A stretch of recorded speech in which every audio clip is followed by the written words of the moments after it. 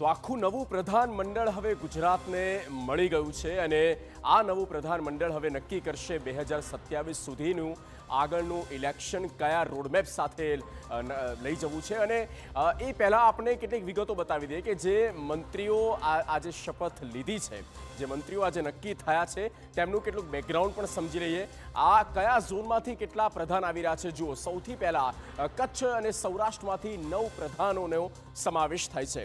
સૌથી વધારે કચ્છ અને સૌરાષ્ટ્રનું અહીંયા ફોકસ વધારે દેખાઈ રહ્યું છે। 9 પ્રધાનોનો સમાવેશ કરવામાં આવ્યો છે। દક્ષિણ ગુજરાતની વાત કરીએ તો દક્ષિણ ગુજરાતમાં 6 પ્રધાન, જો કે ગત ટર્મ કરતાં લાગે છે કે થોડા ઘટ્યા ચોક્કસ છે।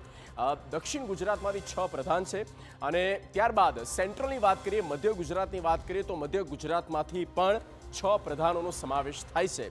મધ્ય ગુજરાતમાં પણ બરાબરી દક્ષિણ ગુજરાતની સાથે। અને હવે ઉત્તર ગુજરાતની વાત કરીએ તો ઉત્તર ગુજરાતમાં સૌથી લોએસ્ટ આમ તો કહી શકાય 4 પ્રધાનોનો સમાવેશ થાય છે અને મોટા ભાગના ઘણા બધા ફેરબદલ થયા છે।